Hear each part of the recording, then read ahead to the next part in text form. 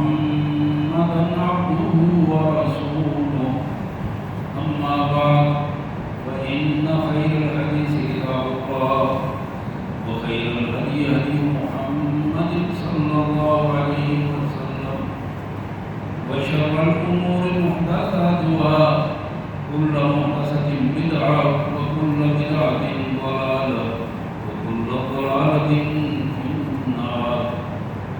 قال الله تبارك وتعالى في الكلام المجيد والفرقان الحميد: أعوذ بالله من الشيطان الرجيم.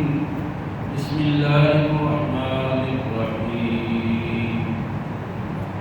ألهاكم التكاثر حتى زرتم المقابر كلا سوف تعلمون ثم كلا سوف تعلمون كلا لو تعلمون علم اليقين لترون الجحيم ثم لترونها عين اليقين ثم لتسألن يومئذ عن النعيم.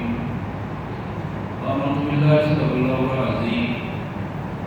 اللهم صل على سيدنا مولانا محمد وعلى آل سيدنا مولانا محمد كما صليت على إبراهيم وعلى آل إبراهيم إنك حميد مجيد. اللهم صل على جميع الأنبياء والمرسلين وعلى الملائكة المقربين وعلى سائر الصحابة والتابعين وعلى عباد الله الصالحين.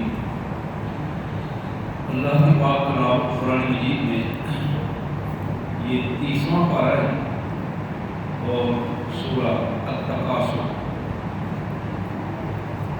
یہ سورہ مبارک بڑی اہم سورہ مبارک ہے. تو آج میں نے آپ کے سامنے اس کا متن تلاوت کیا ہے. آئیے سب سے پہلے اس سورہ مبارک کا ترجمہ اور مفہوم اور پھر اس کا ایک پس منظر ہے. تو وہ پس منظر اگر ہم اپنی دنیاوی زندگی کے آغاز اور اختتام کو سامنے رکھیں، اس زندگی کیسے شروع ہوئی اور اس زندگی کا اس دنیا میں ہر فرد کا اختتام اور سفر آخرت جو ہے وہ کس نظریے اور کس طریقے پر ہوتا ہے، اور پھر یہ مراحل جو موت کے مراحل ہیں، قبر کے مراحل ہیں، حشر کے مراحل ہیں، کیا انسانی ذہن اسے یاد رکھنے کی کوشش کرتا ہے یا اس سے پہلو تہی کرتا ہے؟ جو انسان آخرت کے مراحل کو ہر لمحے اپنے ذہن میں تازہ رکھتا ہے، بلا شبہ اس کی زندگی بہتر سے بہتر انداز میں گزرنا ہو جاتی ہے، اللہ اس کے رسول کی اطاعت میں گزرتی ہے.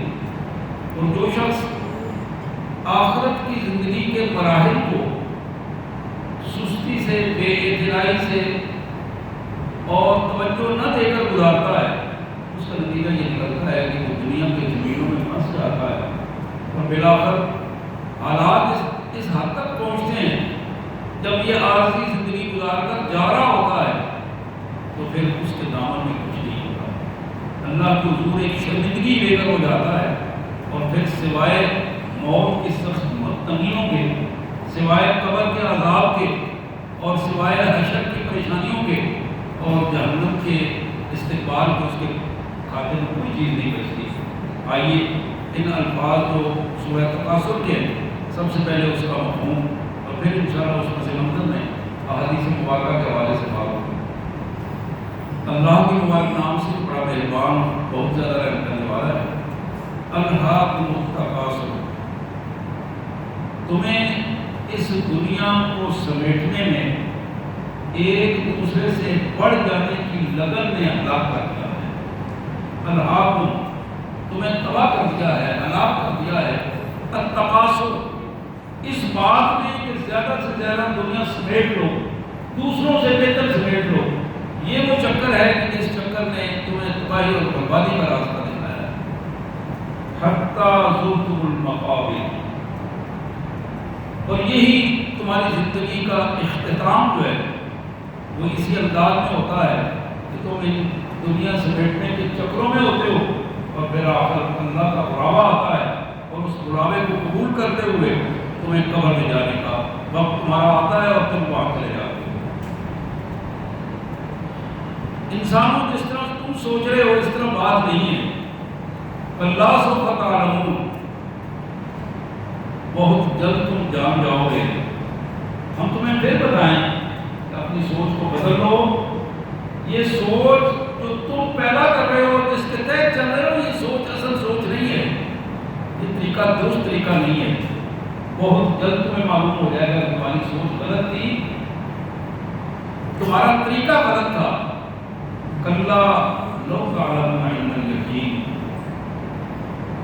یقیناً تمہیں اس وقت پتہ چل جائے گا، یقین پر حاصل ہو جائے گا جب تم اپنے سامنے تمہیں اس کا علم ہو جائے گا، جان لو گے۔ جاننے کے بعد اگر یقین ہوا تو پھر کیا ہوا؟ آج اس یقین کو پیدا کرو۔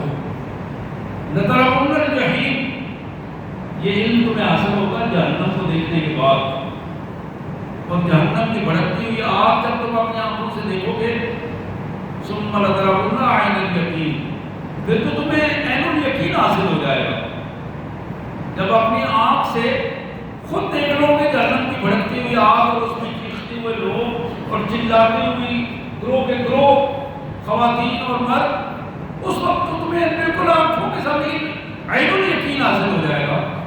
اس وقت سے پہلے یہ ذہن میں رکھو، ثم لتسألن یومئذ عن النعیم، ہم تو ایک ایک نعمت کے بارے میں تم سے پوچھیں گے اور تمہیں اس کی جواب دہی کرنی ہوگی کہ تم نے اس نعمت کو حاصل کر کے اللہ کا شکر ادا کیا یا ناشکری کی کیفیت میں اس نعمت کو حاصل کر کے رہے۔ حضرات، یہ وہ ایک سورہ مبارک ہے جو انسان کو سوچنے پر مجبور کرتی ہے، اور اللہ کی طرف سے اسے ایک ایسی رہنمائی ہے کہ اللہ کی بے شمار نعمتیں اس دنیا میں جو ہم استعمال کر رہے ہیں اور بے حسی سے استعمال کر رہے ہیں، ان کا ضیاع کر رہے ہیں، ان کو ضائع کر رہے ہیں، اپنی نظر کو ضائع کر رہے ہیں، زبان کو ضائع کرتے ہیں۔ بعض اوقات ایسی فضول حرکتیں جو ہمیں اپنی اعضاء و جوارح سے نہیں کرنی چاہیے وہ ہم سے ہوتی ہیں، اور یہی ناشکری کا ایک بہت بڑا پہلو ہے۔ اسی طرح کھانے پینے میں ہم اللہ کی بڑی نعمتوں کو ضائع کرتے ہیں اور بے حسی کے ساتھ اللہ کے دی ہوئی رزق کو ضائع کرتے ہیں۔ یہ بھی ایک بہت بڑا پہلو ہے جس کی طرف انسان کو توجہ دلائی گئی ہے۔ پھر دنیا جہاں کی نعمتیں جو ہمارے سامنے ہیں، یہ آکسیجن ہے، ہوا ہے، پانی ہے، مٹی ہے، اللہ کی دی ہوئی ایک ایک نعمت اگر صرف ایک نعمت چھن جائے بندہ گھبرا کر چلا اٹھتا ہے کہ اب میرے ساتھ کیا ہوگا۔ یہاں اس پس منظر میں بات کرتے ہوئے آج ہم اس انداز میں، پچھلی دفعہ موت کے حوالے سے بات ہوئی، آج قبر کے حوالے سے تھوڑا ہم علم حاصل کریں گے کہ نبی رحمت صلی اللہ علیہ وسلم کی ارشادات اس حوالے سے کیا ہیں کہ جب موت آتی ہے اور موت آنے کے بعد انسان کی تدفین ہوتی ہے، اسے جانا ہوتا ہے، اس کے بچے، اس کے بھائی بہنیں، اولاد، ماں باپ اس کو رخصت کرنے کے لیے تیار ہوتے ہیں، تو پھر وہاں کیا کیفیت بنتی ہے، کیا صورتحال رہتی ہے، اور اس قبر کو کیسے ہونا چاہیے، اس کا احترام کس انداز میں کرنا چاہیے۔ یہ مسلم شریف کی حدیث ہے، جناب جابر بن عبداللہ رضی اللہ تعالیٰ عنہ کی روایت مشکات شریف میں موجود ہے۔ جناب جابر کہتے ہیں کہ نبی رحمت صلی اللہ علیہ وسلم نہا رسول اللہ صلی اللہ علیہ وسلم ان یجسس القبر وان یبنى علیہا وان یقعد علیہ۔ جابر کہتے ہیں کہ ہمیں تین باتوں سے اللہ کے رسول صلی اللہ علیہ وسلم نے سختی سے منع فرمایا۔ پہلی بات یہ ہے کہ کسی قبر کو پکا نہیں کیا جائے، یجسس القبر، پکا کرنا، اس کو چونا گچ کرنا، سلیب میں لگانا، پتھر لگانا، قبر کو خوبصورت بنا دینا، اس کی اٹریکشن بنانا کہ لوگ آئیں اور انہیں اچھا لگے اس قبر کو دیکھ کر کہ بڑی خوبصورت قبر ہے۔ اس کیفیت سے اللہ کے رسول صلی اللہ بنیادی طور پر عبرت کا نشان ہے. وہاں جانے والے کو جو چیز نظر آنی چاہیے، دل کو خوف زدہ ہو، عبرت ہو، اور اس مقام کو دیکھ کر اسے احساس ہو. فرمایا نہا رسول اللہ صلی اللہ علیہ وسلم نے یجسس القبر، قبروں کے پختہ کرنے، چونا گچ کرنے، پتھر لگانے، سلیبیں لگانے، اس چیز سے اللہ کے رسول صلی اللہ علیہ وسلم نے منع کر دیا. پھر فرمایا میں یبنا علیہا، اس چیز سے سختی سے منع کر دیا ہے کہ قبر پر کوئی عمارت بنائی جائے، چار دیواری بنائی جائے، کپا بنایا جائے، قبر کو اس طرح بنا دیا جائے کہ وہ ایک گھر محسوس ہو. قبر کے اوپر بلڈنگ بنانا، اس سے محمد کریم صلی اللہ علیہ وسلم نے منع کر دیا. وَأَن يُقَعَ عَلَيْهِ، اور قبر پر مجاور بن کر بیٹھنا، قبر کی رکھوالی کرنا، قبر کے اوپر اس انداز میں کچھ پڑھنے کے لیے وہاں بیٹھ جانا، ٹھیک ہے، کھڑے کھڑے دعا کرنا اور نکل جانا، وہ الگ ایک پوزیشن ہے، اس کی اجازت دی گئی ہے. لیکن قبر پر باقاعدہ بیٹھ کر پڑھنا، ایک طریقہ بنا لینا کہ وہاں بندہ جا کے بیٹھ جاتا ہے، بیٹھ کر پڑھنا شروع کر دیتا ہے، قبر کی رکھوالی کے لیے اس کے احترام میں جب آ جا کے بیٹھ جاتا ہے. تین چیزیں جناب جابر بن عبداللہ رضی اللہ عنہ نے فرمایا کہ نبی رحمت صلی اللہ علیہ وسلم نے ہمیں سختی سے منع فرمایا کہ قبر کو پکا نہیں کرنا، سختی سے منع فرمایا کہ قبر پر کوئی بلڈنگ، کوئی عمارت نہیں بنانا، سختی سے منع فرمایا کہ کوئی شخص قبر کے اوپر بیٹھے گا نہیں، مجاور بن کر نہیں بیٹھے گا، احترام کے ساتھ نہیں بیٹھے گا، اس قبر کو گھر کی حیثیت نہیں دے گا. ایک دوسری حدیث جناب مسلم شریف کی حدیث جناب ابو مرثد رضی اللہ تعالیٰ عنہ فرماتے ہیں کہ میرے پیارے رسول سید عالم رحمت للعالمین صلی اللہ علیہ وآلہ وسلم نے فرمایا لا تجلسوا علی القبور ولا تصلوا الیہا. لوگوں، میں تمہیں منع کرتا ہوں کہ قبروں پر مت بیٹھا کرو. لا تجلسوا علی القبور، پہلی چیز بھی حکم تھا، یہ دوسری چیز بھی حکم ہے. حکم دیا کہ میں تمہیں منع کر دیتا ہوں، منع کر رہا ہوں کہ قطعاً قبروں پر نہیں بیٹھو گے. ولا تصلوا الیہا، اور جہاں قبر تمہارے سامنے ہو، سائڈوں میں ہو، اس قبر کو دیکھ کر اس کی طرف نماز بھی نہیں پڑھی. وہاں سجدہ جائز نہیں ہوگا جہاں قبر سامنے ہوگی. ولا تصلوا الیہا، وہاں نماز بھی اس کی طرف کر کے نہیں پڑھو. جناب عامر بن سعد بن ابی وقاص، مسلم کی یہ روایت، سعد بن ابی وقاص کے بیٹے عامر بن سعد بن ابی وقاص رضی اللہ عنہ، ان کا بیان ہے ان سعد بن وقاص قال فی مرضه الذي هلك فيه. جناب سعد بن ابی وقاص جس مرض میں ان کی وفات ہوئی، ان کا بیٹا کہتا ہے کہ وفات سے پہلے انہوں نے مجھے مخاطب کر کے کہا الحدو لی لحدم، بیٹا میرے لیے جو قبر بنانی ہے وہ لحد والی قبر ہونی چاہیے، یعنی سیدھا قبر جو اس کو شق کہتے ہیں، اور سیدھا قبر کھود کے اس کے ساتھ اندر قبر بنانی اس کو لحد کہتے ہیں. تو پگلی کا قبر اس کو کہتے ہیں، سائڈ والی قبر.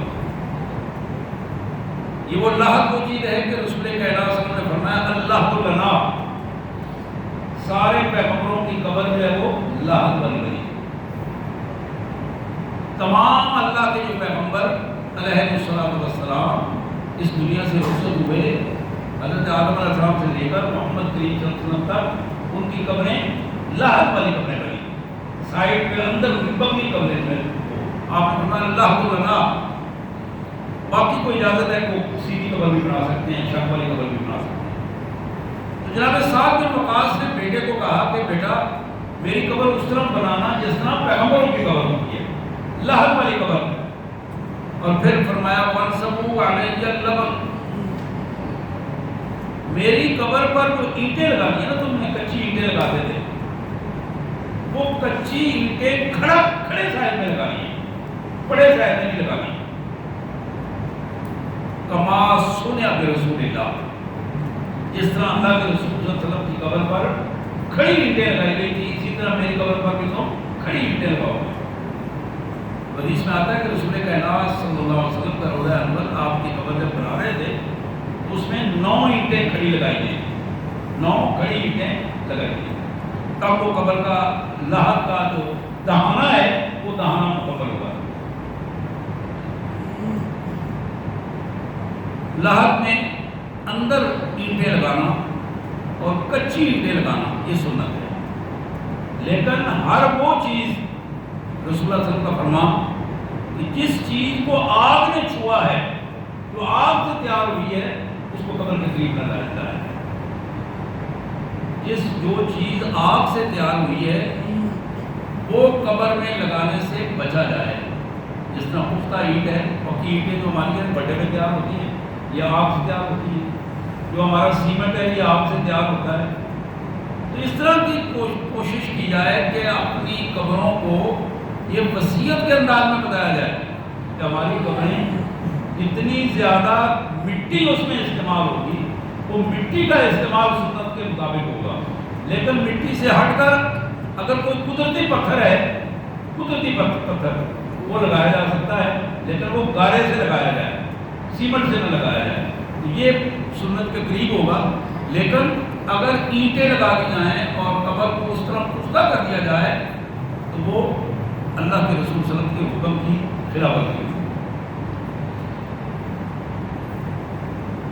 مسلم شریف کی ایک دوسری حدیث جناب سفیان التمار رضی اللہ تعالیٰ عنہ کہتے ہیں کہ انہ رأى قبر نبی صلی اللہ علیہ وسلم مسنما، میں نے نبی رحمت صلی اللہ علیہ وسلم کی قبر مبارک کو دیکھا کہ آپ کی قبر مبارک میں اس میں کھڑی اینٹیں لگی ہوئی تھی، کچی اینٹیں لگی تھیں اور کھڑی اینٹیں لگی ہوئی. مسلم کی ایک دوسری حدیث، صحیح مسلم کی دوسری حدیث، جناب ابو الحیاج اسدی رضی اللہ تعالیٰ عنہ کی یہ روایت. ابو الحیاج اسدی کہتے ہیں کہ قال لی علی رضی اللہ تعالیٰ عنہ، جناب علی بن ابی طالب امیر المومنین علی بن ابی طالب رضی اللہ تعالیٰ عنہ، انہوں نے مجھے حکم دیا حیاج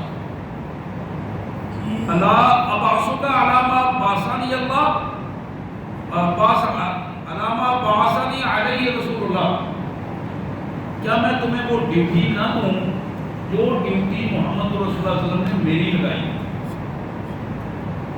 اور یہ ڈیوٹی میں حدیث پڑھ رہا تھا، مشکات شریف دیکھ رہا تھا، اس میں ایک دوسرے حدیث میں الفاظ آتے ہیں کہ اللہ کے رسول صلی اللہ علیہ وسلم نے حضرت علی کو پیڈ ڈیوٹی دی تھی، ذمہ داری دے کر ایک ملازمت کے طور پر دی تھی، اور مستقل ایک ڈیوٹی دی تھی کہ علی جہاں جہاں یہ کام تم دیکھو گے اس کام کو ختم کر دو گے.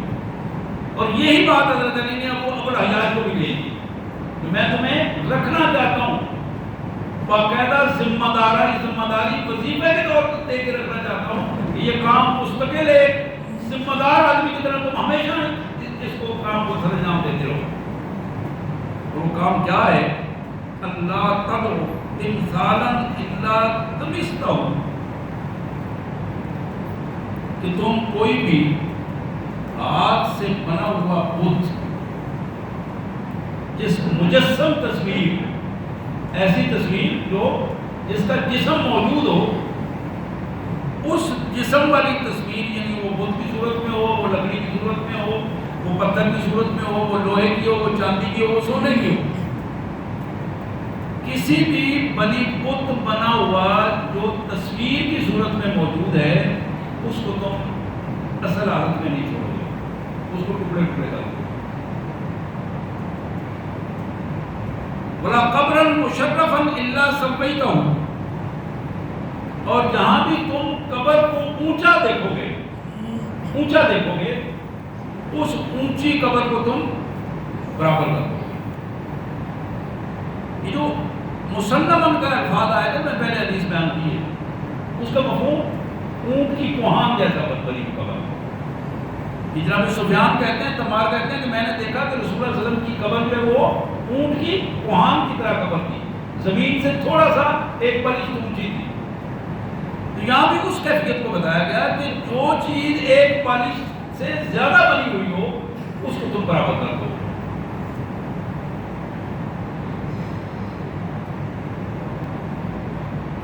جناب ابو ہریرہ رضی اللہ تعالیٰ عنہ کی حدیث مبارک، یہ میں مسلسل حدیث اس لیے بیان کر رہا ہوں تاکہ پورے احکامات ہمارے ذہن میں آ جائیں، اور ایسا نہ ہو کہ کوئی پہلو اس حوالے سے رہ جائے، کیونکہ جب تفصیل میں کرنا شروع کر دیتا بندہ تو بہت ساری چیزیں اس میں رہ بھی جاتی ہیں جو اصل احکامات ہیں. صحیح مسلم کی حدیث جناب ابو ہریرہ رضی اللہ تعالیٰ عنہ کا کی یہ روایت، اللہ کے رسول صلی اللہ علیہ وسلم نے فرمایا لِأَنْ يَجْلِسَ آمُرُكُمْ عَلَى جَمْرَةٍ فَتُحْرِقَ ثِيَابَهُ فَتُخَلِّصَ إِلَى جَلْدِهِ خَيْرٌ لِمَنْ مِنْ أَنْ يَجْلِسَ عَلَى قَبْرِهِ.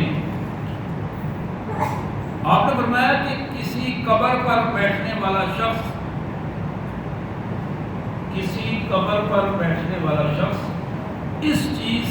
اس عمل سے بہت بہتر ہوگا اس کے لیے کہ اگر وہ کسی آگ کے انگارے پر بیٹھ جائے اور اس کا جسم جلد اس کی جل جائے، اس کے کپڑے جل جائیں، یہ چیز تو وہ برداشت کر لے، لیکن قبر پر مجاور کے طور پر بیٹھنا یہ کسی صورت میں قبول نہ کرے. اسی طرح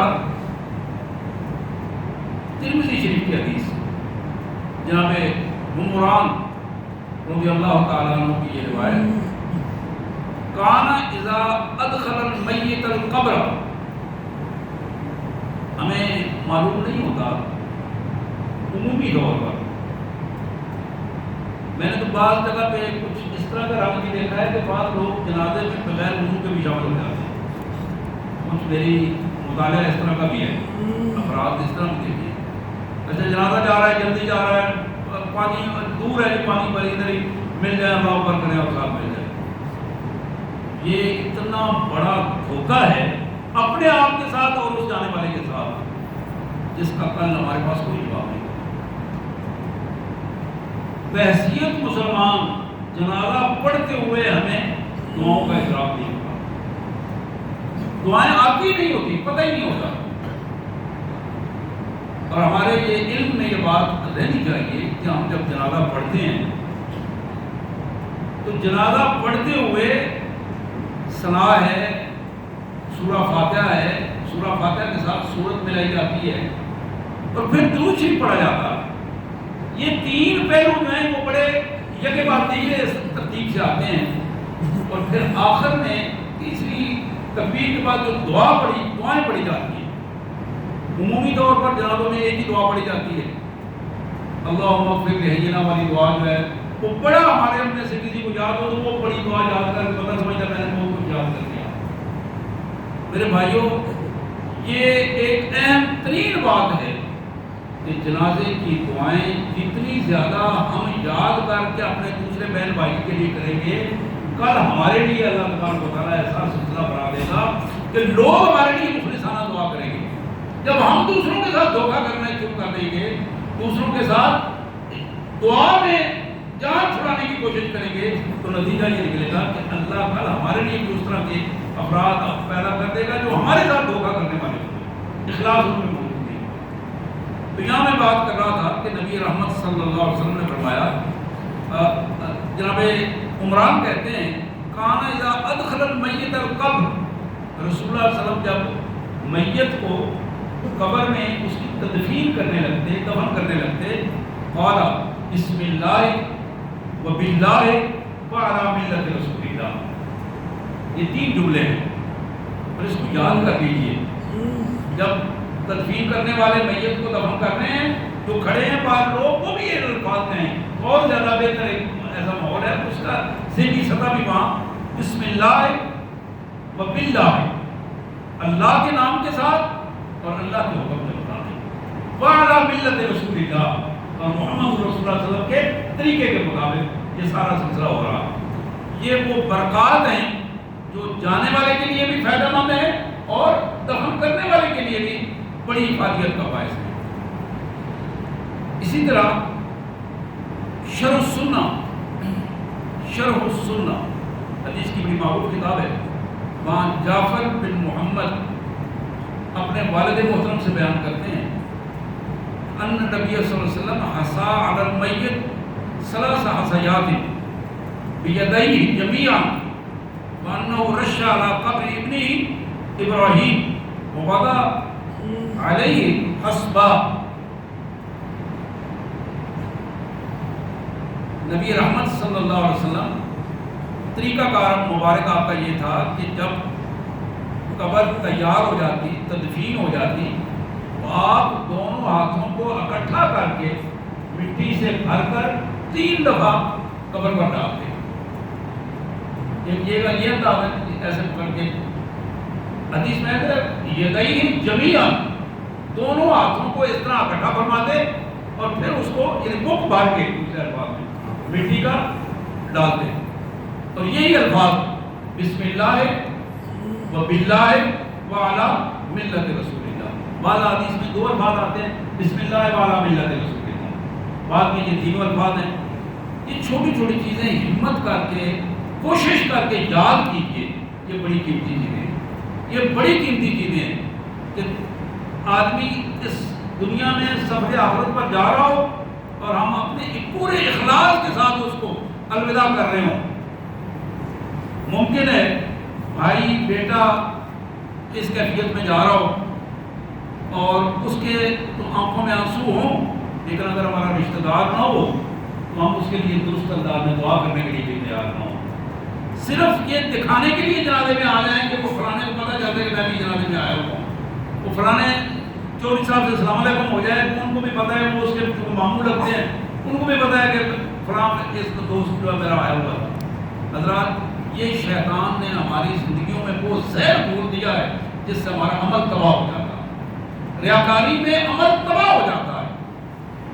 کوشش کریں اخلاص کے ساتھ اپنے آپ کو ان معاملات میں، دینی معاملات میں اللہ کی رضا کے لیے اخلاص کے ساتھ شامل ہوا کریں، شوق سے شامل ہوا کریں۔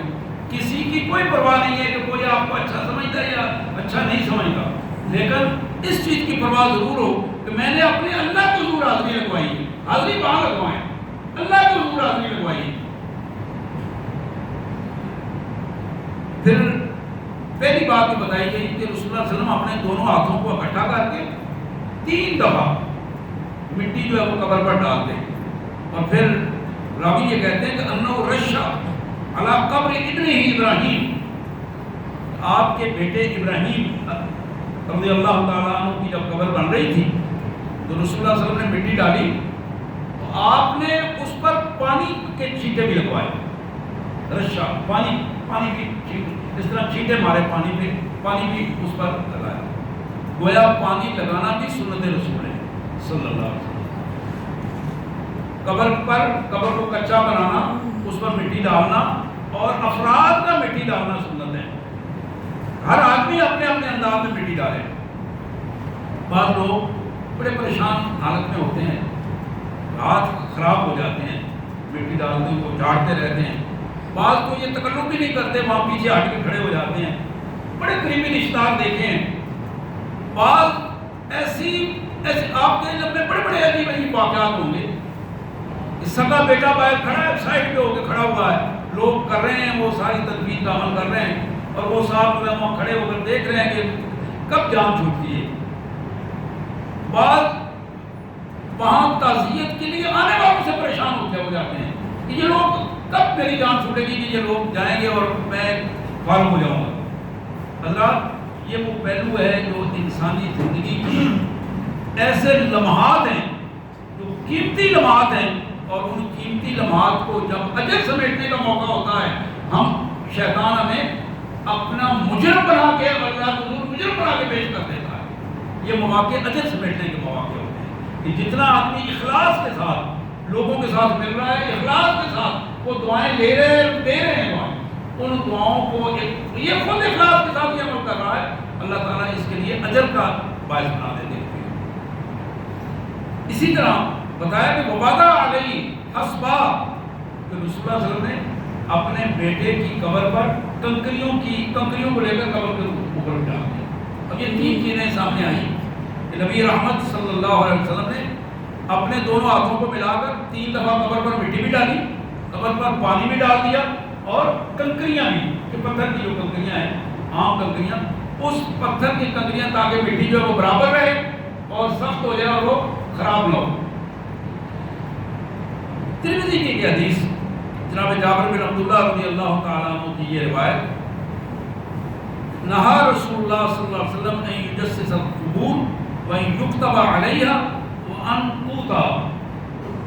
نبی رحمت صلی اللہ علیہ وسلم نے قبروں کو پکا بنانے سے منع کر دیا، یہ پہلے حدیث بھی آ گئی ہے.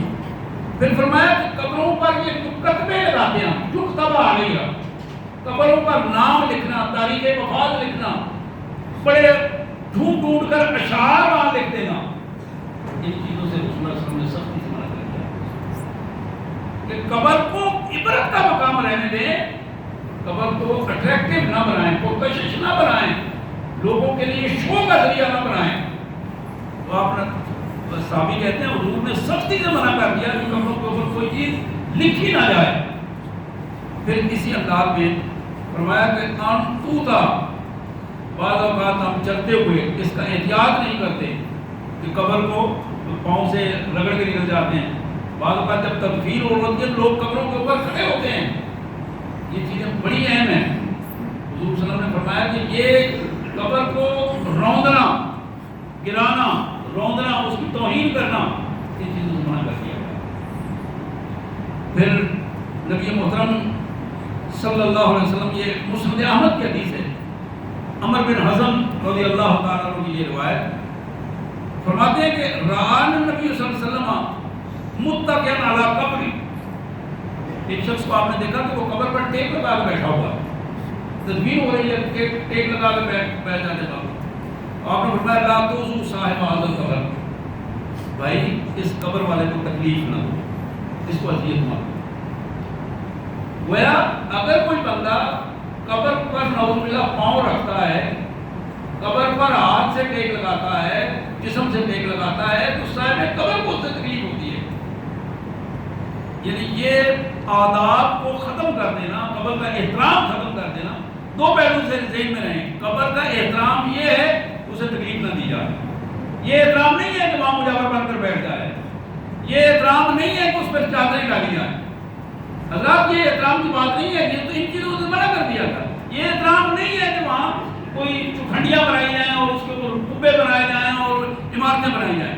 قبر کا احترام یہ ہے کہ اللہ کے رسول صلی اللہ علیہ وسلم کے ارشاد کے مطابق کہ وہاں اس کے ساتھ ٹیک نہ لگائی جائے، قبر کو روندا نہ جائے اور قبر کو پختہ نہ بنایا جائے. یہ آخری حدیث جو میں آپ کے سامنے رکھ رہا ہوں، محمد کریم صلی اللہ علیہ وسلم کی بڑی اہم حدیث ہے، آپ ذرا اس پہ غور کیجیے. بخاری کی حدیث مشکات میں موجود ہے. جناب انس بن مالک رضی اللہ تعالیٰ عنہ کے لیے روایت، شہدنا بنت رسول اللہ صلی اللہ علیہ وسلم تدفن ورسول اللہ صلی اللہ علیہ وسلم جالس علی قبری فرأیت عینیہ تدمعان. جناب انس کہتے ہیں، آپ جانتے ہیں حضرت انس رضی اللہ تعالیٰ عنہ رسول اللہ صلی اللہ علیہ وسلم کی خدمتگار بھی تھے. 10-12 سال مسلسل نبی رحمت صلی اللہ علیہ وسلم، چھوٹے بچے تھے اس وقت سے آپ کی خدمت میں رہے. کہتے ہیں کہ میں حاضر تھا، وہاں کھڑا تھا. نبی رحمت صلی اللہ علیہ وسلم کی اپنی بیٹی جب فوت ہوئی، ام کلثوم سلام اللہ علیہ، ان کی جب وفات ہوئی تو رسول اللہ صلی اللہ علیہ وسلم تشریف فرما تھے. آپ سائڈ پہ ہو کے بیٹھ گئے اور آپ کے آنکھوں سے آنسو جاری تھے. عینان تدمعان، آنکھوں سے آنسو جاری تھے. میں دیکھ رہا تھا رسول اللہ صلی اللہ علیہ وسلم اس کیفیت میں بیٹھے ہیں. تو جب قبر تیار ہو گئی، آپ نے پوچھا هل فیکم من احد لم یقارف اللیلہ، میرے ساتھی تم میں کوئی ایسا بندہ موجود ہے جو آج رات اپنے اہل خانہ کے ساتھ نہ ملا ہو؟ ایسا کوئی خط موجود ہے؟ قال ابو طلحہ انا یا رسول اللہ، جناب ابو طلحہ آ گیا ہے، انہوں نے کہا میں اللہ کے رسول صلی اللہ علیہ وسلم میں اس شرط پر پورا اتر رہا ہوں۔ حضور نے پھر فانزل کی قبر آؤ تم قبر میں اترو اور میری بیٹی کو اس انداز میں قبر میں اس کی تدفین ہو۔ منزل فی قبر۔ اب یہ پوری احادیث جو میں نے آپ کے سامنے رکھی، یہ صرف یہ حدیث نہیں ہے، کتاب القبور میں حدیث کی کتابوں میں اور بہت ساری حدیث مبارک نبی رحمت صلی اللہ علیہ وسلم کے دور مبارک کی موجود ہے۔ کوشش یہ کیا کریں کہ حدیث کی کتاب لے کر اسے پڑھیں، اپنے گھر میں بچوں کو بٹھا کر پڑھائیں۔ یہ میں توجہ دلاتا ہوں کئی دفعہ، اکثر میری یہ کوشش ہوتی ہے کہ اپنے بھائیوں کو توجہ دلاؤں، میں اپنی بہنوں کو بھی توجہ دلاؤں گا جو یہ میری بات سن رہی ہیں، کہ اپنے گھروں میں اللہ کے رسول صلی اللہ علیہ وآلہ وسلم کی حدیث مبارک کی کتابیں لائیں اور انہیں پڑھیں۔ یہ لوگوں سے سنی سنائی باتوں پر عمل نہ کریں، اپنے پیسوں سے کتابیں خرید کر لائیں، لائبریری سے لے کر پڑھیں۔ جتنی کتابیں آپ حدیث کی خرید کر اپنے گھر میں رکھیں گی، وہ کتابیں آپ کے لیے صدقہ جاریہ بن جائیں گی۔ جو اس میں سے پڑھے گا مرنے والوں کو اللہ تعالیٰ اس کا اجر عطا فرمائے گا۔ تو احادیث ایک ایسی قوت ہے جو بندے کو رسول اللہ صلی اللہ علیہ وسلم کی مبارک دور اور سیرت کا طریقہ سکھاتی ہے۔ اس کے ساتھ اپنے آپ کو اٹیچ کریں، سنت کے ساتھ اٹیچ کریں، اس کا نتیجہ یہ نکلے گا کہ ہماری زندگیاں محمد کریم صلی اللہ علیہ وسلم کے دور والی زندگیاں بن جائیں گی، صحابہ کے دور والی زندگیاں بنیں گی۔ اللہ میں اس کی توفیق عطا فرمائے۔ وآخر دعوانا